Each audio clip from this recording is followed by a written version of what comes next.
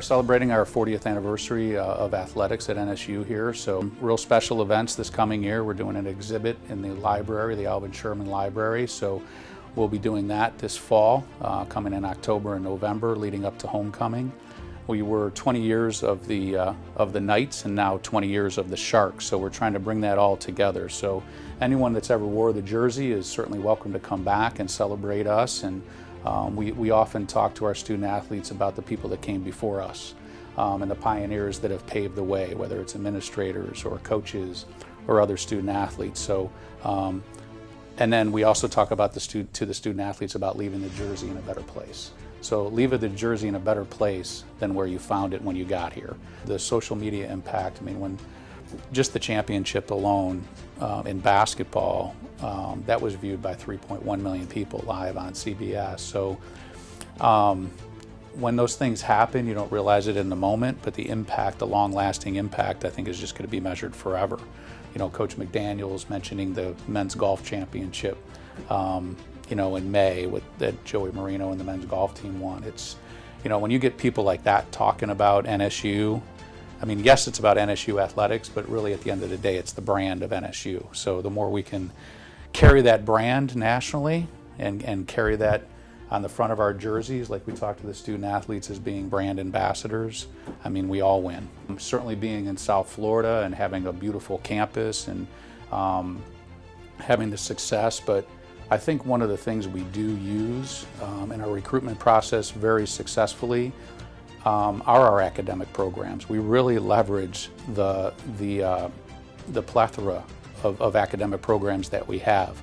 People don't think about that being part of the athletic recruitment process, but it absolutely is part of at least our formula of success. So when prospective student athletes and their families are coming down for a visit, anytime during that official visit, there are academic components of that visit. Of course, they see the coaches and they see the athletic facilities and they see the weight room and the training room, and they meet with me and some of my other administrators. So what can we do to combine that academics and athletic success and provide every opportunity possible to be successful during those 4 years or 2 years? I remember back when I came here as a baseball coach in 2001, it was very local from a recruitment process. We were just a hometown university, but now this hometown university has become a national brand thanks to our success. But not only the success of the athletic program, but the success of the university. Our student athletes all belong to different colleges across the university. They could be in pre-med students, they could be in pre-biology, they could be in the business school, they could be in law school. So our 300 plus student athletes all are students first, right? It's the student athlete. So we talk about being successful as a student will allow you to be successful as an athlete. There's not one without the other, and that's just how we go about it. We have an awful lot of success in the classroom. I'm very proud of the student athletes that represent us in the community. We do a lot of things with the Boys and Girls Club, the Broward County Special Olympics. So I think that's the three-prong approach that we take to having success here. Success, of course, on the courts and on the fields, and success in the classroom.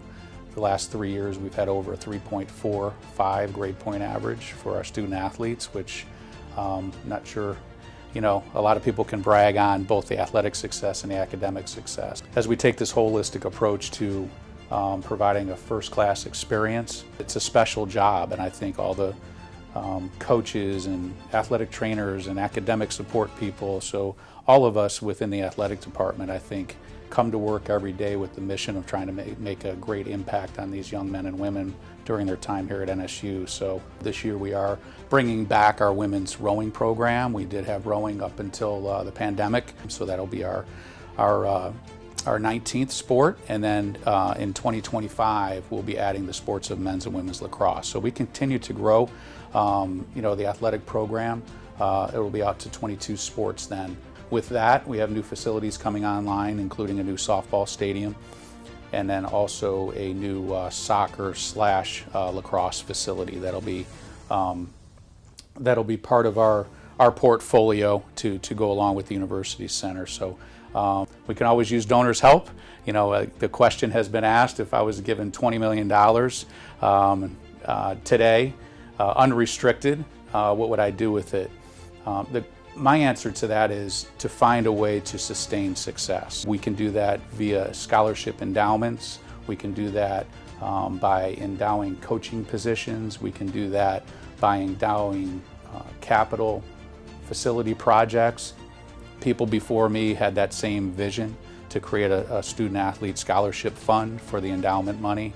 We do that through a couple special events and a couple generous donors, but we certainly would use those dollars to sustain success in the future. We don't want to be standing still, even though we had a lot of success. We want to keep looking forward to the future, and as I said before, the best is yet to come.